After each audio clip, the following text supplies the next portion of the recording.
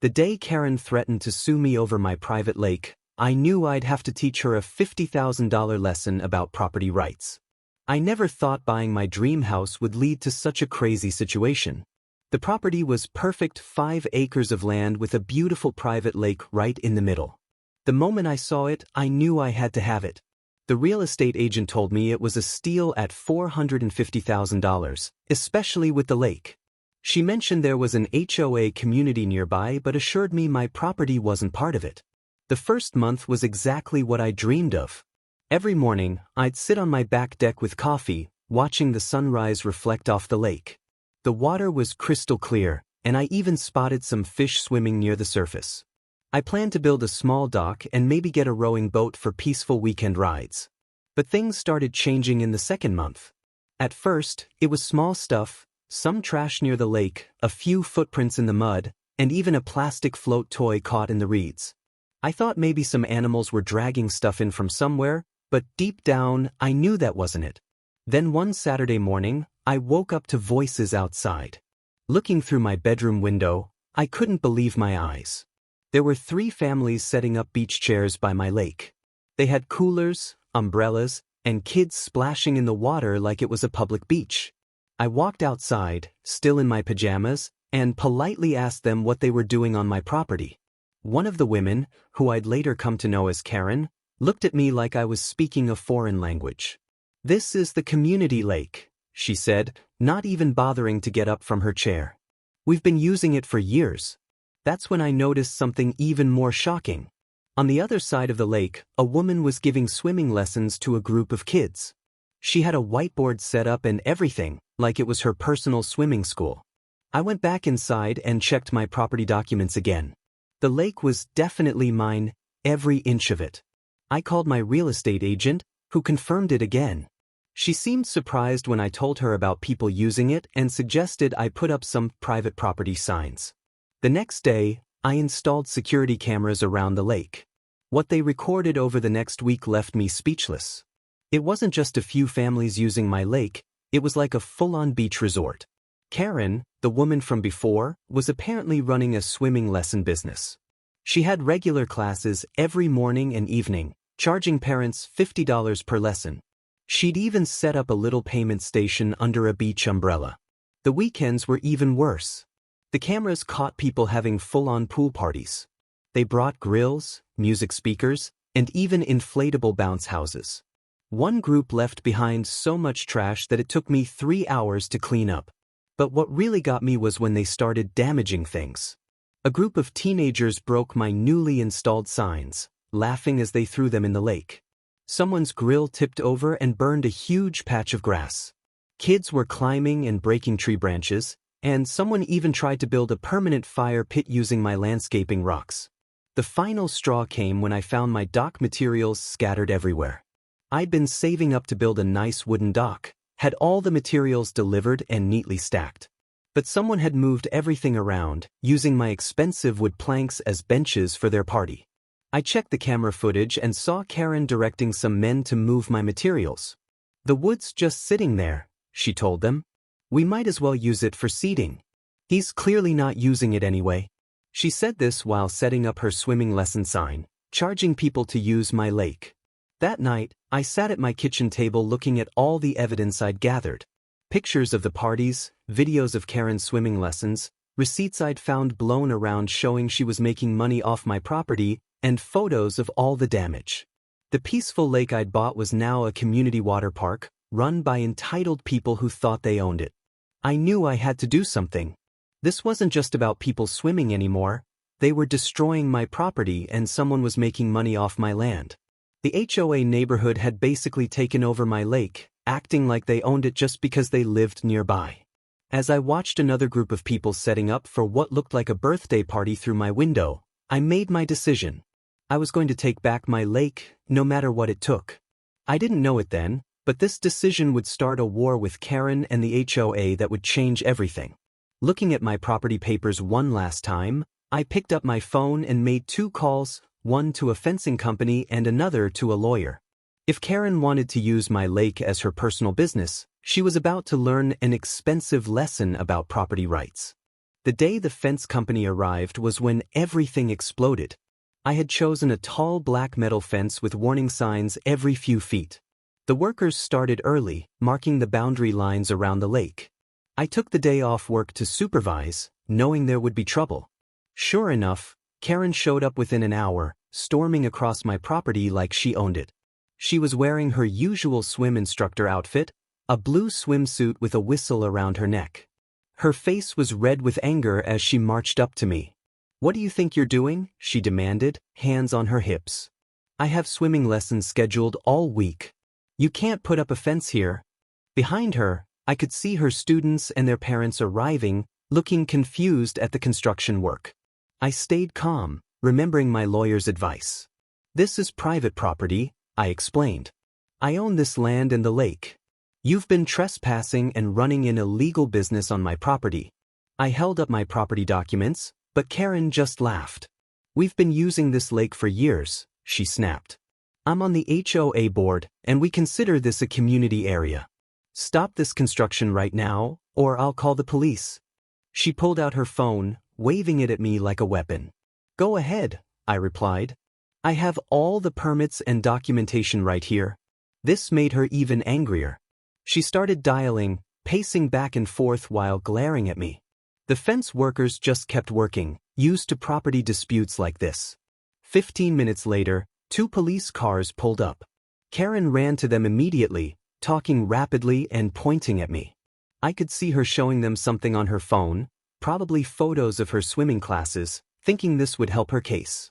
The officers approached me, looking professional but slightly annoyed. "Sir, we've received a complaint about you blocking access to the community lake," one officer said. "Can you explain what's happening here?" I was ready for this. I handed them my property deed, construction permits, and a letter from my lawyer. I also showed them photos of the damage to my property and videos of Karen's illegal swimming business. "This is my private property," I explained. "I'm putting up a fence to stop trespassing and unauthorized commercial activities." The officers reviewed everything carefully. Karen stood nearby, tapping her foot impatiently. When she tried to interrupt, one officer politely asked her to wait. After a few minutes, they turned to her. "Ma'am, this is private property," the officer explained. "The owner has every right to fence it. If you've been running a business here without permission, that could be a legal issue." Karen's face went through several shades of red. But we've always used this lake," she sputtered. "The HOA has an understanding dash," the officer cut her off. "Any HOA agreements would need to be in writing and registered with the property deed. There aren't any here. You'll need to cancel your swimming lessons and inform people this is private property." Karen wasn't done.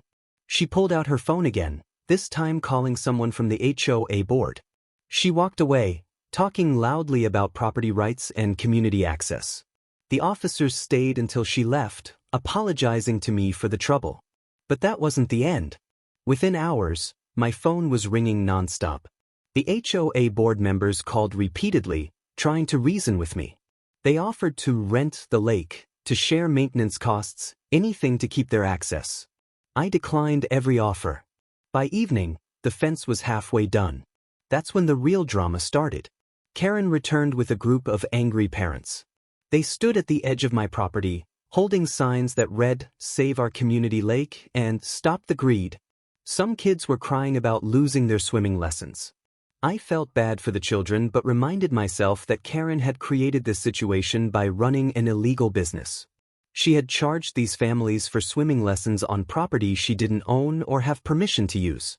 The protest grew louder as more people joined. Someone started a chant, "No more fence. No more fence." Karen smiled smugly, thinking she was winning. That's when I decided to turn on the sprinklers. The protesters scattered, their signs drooping in the water. The next morning, I woke up to find my property covered in toilet paper. The security cameras had caught Karen and a few others doing it at night. I called the police again, showing them the footage. They gave Karen a warning about vandalism. The fence was completed by the end of the week, with a sturdy gate and security cameras covering every angle. Karen tried one last time to get in, claiming she needed to get her swimming lesson equipment that she'd left by the lake. The cameras caught her trying to damage the gate lock. When the police came this time, they weren't as patient. They explained to Karen that the next complaint would result in a trespassing charge. She finally left, but not before threatening me with legal action. That night, I received an official-looking letter from the HOA. They were demanding an emergency board meeting to discuss the lake situation. I called my lawyer immediately, knowing this was far from over. Karen and her HOA friends were about to learn that their entitlement had serious consequences. The HOA emergency meeting was set for a Tuesday evening in their community center. Walking in, I could feel everyone's eyes on me. The room was packed, at least 50 angry residents crammed into a space meant for half that many. Karen sat at the front table with other board members, wearing a business suit instead of her usual swimsuit. I took a seat in the back, but the board president asked me to come to the front. My lawyer had advised me to record everything, so I placed my phone on the table, making sure everyone saw I was documenting this meeting. The board president, a gray-haired man named Tom, started the meeting. "We're here to discuss the lake access situation," he announced, trying to sound official. "Many residents are upset about the new fence and loss of lake access. Karen will present the community's concerns." Karen stood up, holding a thick folder. "For 15 years, she began, our community has used this lake for recreation and swimming lessons. The previous owner never had issues with this arrangement." She pulled out some old photos showing people swimming in my lake. "This proves our historical right to access." I noticed she carefully avoided mentioning the money she'd made from swimming lessons. Instead, she talked about community tradition, children's summer memories, and property values. According to her, my fence had instantly reduced every HOA home's value by $20,000. Then came the personal attacks. "The new owner," she said, glaring at me, "is clearly only interested in money. He doesn't care about children learning to swim or community spirit. He's probably planning to turn our lake into a commercial venue." The irony of her statement, considering her illegal swimming lesson business, was almost funny. Other residents stood up to share their stories. One woman cried about canceling her daughter's birthday party. Another complained about having to drive 30 minutes to the public pool. Finally, it was my turn to speak. I connected my laptop to their projector and started my presentation. "First," I said, "let me show you what's really been happening at my lake." I played a compilation of security camera footage. The room went silent as they watched Karen collecting money for swimming lessons. The footage showed her assistant writing receipts and handing out business cards. Then came scenes of wild parties, property damage, and littering. The final clip showed Karen directing people to use my construction materials for seating. "In the past 3 months," I continued, "there have been 47 unauthorized swimming lessons, charging $50 per lesson." I pulled out a calculator. "That's over $2,000 in illegal business revenue from my property." Karen's face turned pale. Next, I showed photos of the damage: broken trees, burned grass, trash, and vandalized signs. "Repairs and cleanup have cost me $3,500 so far," I explained. "And that doesn't include the security system I had to install." The room had grown very quiet. Even Karen wasn't making her usual protests. Some residents were looking at her with surprise and disappointment, clearly unaware she'd been profiting from the situation. Then I delivered the final blow. "I've also discovered that these swimming lessons weren't properly licensed or insured." I placed copies of county business regulations on the table. No safety certifications, no business permit, and no insurance coverage if a child had been injured. Several parents gasped. One mother stood up angrily. "You charged me $500 for lessons without insurance?" she yelled at Karen. Others started checking their receipts, muttering among themselves. Karen tried to defend herself. "The money was just to cover basic costs," she claimed. And everyone signed waivers. This only made things worse, as people realized she'd known she needed liability protection. The board president called for order as the room erupted in arguments. Some residents were demanding Karen's resignation from the board. Others wanted their swimming lesson money back. The community was turning against her. In the chaos, Karen grabbed her things and stormed out, bumping my table as she passed. "This isn't over," she hissed. I have powerful friends in the county office. You'll regret this. The board president apologized to me and ended the meeting early. As people filed out, several stopped to apologize personally, especially parents who'd paid for swimming lessons. One board member quietly told me they'd be discussing Karen's removal at their next meeting.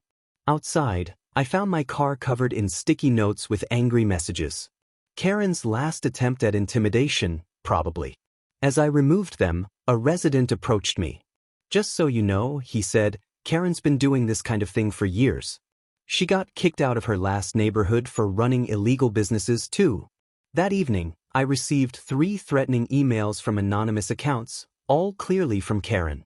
She demanded I take down the fence or face serious consequences.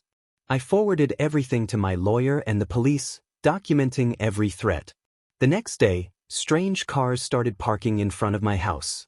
People took photos of my property and peeked through the fence. Karen had posted my address on the community Facebook page, encouraging people to document the lake situation. I knew then that this wasn't going to end with just the HOA meeting. Karen was wounded and angry, her swimming lesson income cut off and her reputation damaged. She would either admit defeat or escalate things further.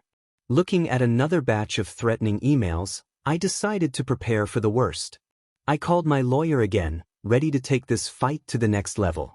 Karen wanted a war over my lake? She was about to learn just how serious consequences could be. The next morning, I met with my lawyer, Sarah, in her downtown office. As I showed her the threatening emails and social media posts, her smile grew bigger. Karen has made this very easy for us, she said, typing notes on her computer. She's given us everything we need for a harassment case. But Sarah had even better news. Her investigation into Karen's swimming lesson business had uncovered a gold mine of problems. Not only was the business unlicensed, but Karen hadn't reported any of the income on her taxes. For 3 years, she'd been collecting cash payments for swimming lessons at various locations, all under the table. We estimate she's earned over $50,000 from unauthorized swimming lessons, Sarah explained. That's tax evasion, and the IRS takes that very seriously. She pulled out a stack of papers, statements from parents, copies of receipts, and bank deposit records. While we were talking, my phone buzzed with a text from a neighbor. Karen was outside my house again, this time with a news reporter. They were filming in front of my fence, probably trying to paint me as the villain. I smiled, knowing this would work in our favor.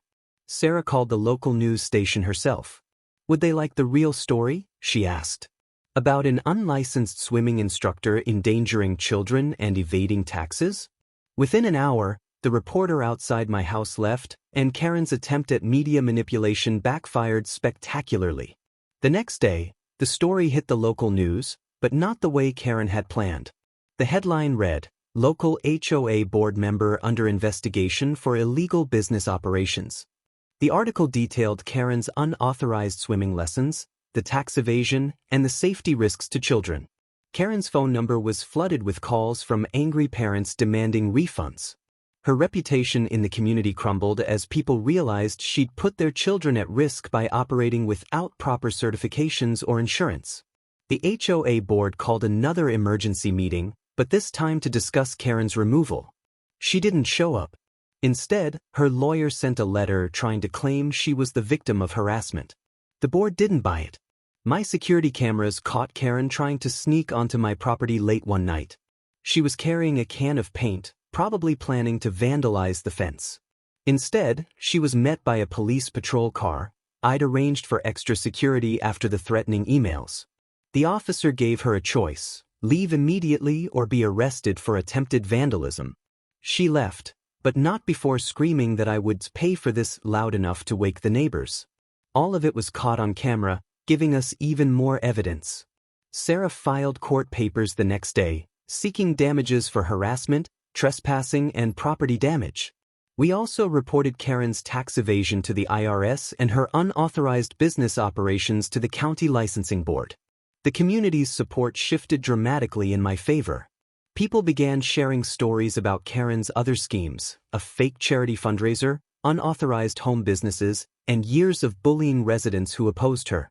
One elderly neighbor revealed that Karen had charged her $2,000 for private pool access last summer, claiming she owned the lake. Others came forward with similar stories. Each new revelation made our case stronger. The local business association contacted me, apologizing for the situation. They offered to help restore my property and suggested creating a proper, licensed swimming program at the community pool far from my lake. Karen's life began unraveling. The IRS launched an audit of her finances. The county fined her for operating without a business license. Parents filed complaints about the unauthorized swimming lessons. Hert's powerful friends in the county office suddenly didn't return her calls. She tried one last desperate move, offering to buy my property at above market value. The offer was a joke, well below what I'd paid, with ridiculous conditions attached.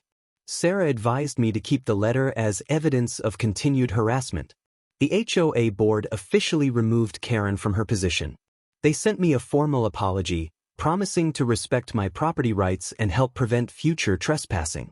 They even offered to pay for some of the damage caused during the protests. Local news stations picked up the story again, this time focusing on Karen's history of schemes and violations. Former neighbors from her previous community came forward, sharing similar experiences. She'd been running unauthorized businesses and bullying residents for years. The pressure became too much for Karen. One morning, a moving truck appeared in front of her house. She was leaving the community, but not before the consequences of her actions caught up with her. The IRS demanded back taxes, penalties, and interest on her unreported income. The county imposed fines for operating without permits. Parents filed a class action lawsuit demanding refund of lesson fees. Her reputation was destroyed, and her schemes were exposed. Sarah called with the final piece of good news: Karen had agreed to settle our lawsuit. She would pay for all property damages, remove all social media posts about me, and sign an agreement never to come near my property again. Sometimes, Sarah said, people like Karen need to learn expensive lessons about respecting others' rights. The total cost to Karen, between legal fees, back taxes, fines, and settlements, was over $50,000. My lake was finally peaceful again. The fence stood strong, the security cameras watched silently, and the only sounds were birds and gentle waves. Karen's swimming school was just an unpleasant memory. Looking out at my quiet lake that evening, I realized that standing up to bullies like Karen wasn't just about protecting my property. It was about stopping someone who thought rules didn't apply to them, who profited from taking advantage of others. The story spread through local HOA communities as a warning about overstepping boundaries and respecting property rights. But for me, it was simpler than that. I just wanted to enjoy my lake in peace, and finally I could. 6 months after Karen moved away, my property finally felt like the peaceful retreat I'd originally bought. The grass had grown back, the lake was crystal clear, and the only footprints around were mine. But the whole experience had changed more than just my property. It had transformed the entire community. The new HOA board was completely different. They invited me to their monthly meetings, not as an enemy but as a neighbor. We worked together to create clear boundary markers between properties and updated their community guidelines to prevent future issues. One sunny morning, I received an unexpected letter. It was from Karen, postmarked from a town 3 hours away. My first instinct was to throw it away, but curiosity won out. Inside was something I never expected: a genuine apology. The past few months have been a hard lesson, she wrote.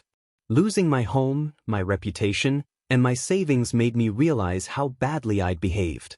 I'm sorry for trying to steal your property rights and for running illegal businesses.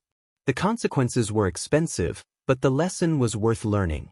I didn't respond to the letter, but I kept it as a reminder that standing up for yourself can sometimes help others learn important lessons. Later, I heard Karen had started a legitimate swimming school in her new town, properly licensed and fully insured this time. The community pool, where swimming lessons should have been happening all along, got a complete renovation. The business association helped install better facilities, and they hired certified instructors to teach swimming lessons. Children who had taken Karen's illegal lessons were offered free proper lessons to make up for the past. My property value increased significantly after the drama ended. The real estate agent who sold me the house called to say other properties in the area were selling for higher prices too. Apparently, having clear property lines and a well-managed HOA made the whole neighborhood more desirable. The fence around my lake became a model for other property owners. Several neighbors installed similar security systems, not to keep people out but to protect their investments. The HOA even featured my security setup in their community newsletter as an example of responsible property management. 1 year after the whole incident, I finally built my dock. It was better than my original plan, longer, with a nice sitting area at the end. Sometimes, I'd see people walking by, looking at the lake with respect rather than entitlement. Many would wave, and some stopped to chat about how much the community had improved. The parents who had initially protested against me became some of my strongest supporters. They understood that protecting their children meant following proper safety regulations and respecting property boundaries. Some even apologized for participating in Karen's illegal swimming lessons. My lawyer Sarah still uses the case as an example when dealing with similar situations.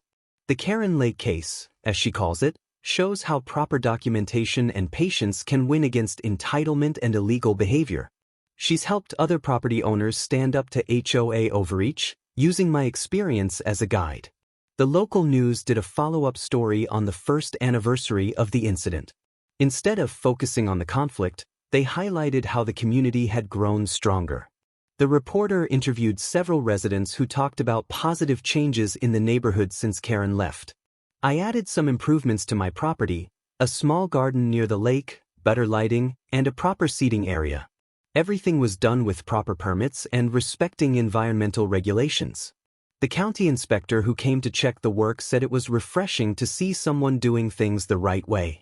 The threatening emails and social media posts disappeared completely. Karen's supporters, who had been so vocal during the conflict, moved on to other things. Some even admitted they'd been wrong to support her illegal activities. My security cameras now mostly capture wildlife instead of trespassers. I've seen deer drinking from the lake, herons fishing in the morning, and even a family of ducks that made my lake their home. It's become the peaceful nature retreat I'd always wanted. The most surprising change was in how the community handled conflicts. Instead of immediately taking sides or making threats, people started talking to each other and finding legal solutions. The HOA board now consults property lawyers before making any major decisions. Last week, a new family moved into Karen's old house. They came over to introduce themselves, bringing a plate of cookies and assurances that they understood and respected property boundaries. It was a small gesture that showed how much things had changed. Looking back, the whole experience taught me valuable lessons about standing up for your rights, doing things legally, and the importance of community. The lake is more beautiful than ever, and now I can enjoy it in peace, knowing that my property rights are secure and respected. Sometimes at sunset, I sit on my dock and think about how different things could have been if I'd just given in to Karen's demands. The expensive lesson she learned probably prevented her from bullying others in her new community. My stand against her entitled behavior had created positive change far beyond my own property lines. As I write this final part of my story, there's a community picnic happening at the properly licensed public pool. I can hear children laughing and playing, taking legitimate swimming lessons from certified instructors. The sound reminds me that doing the right thing, even when it's difficult, usually works out best for everyone in the end.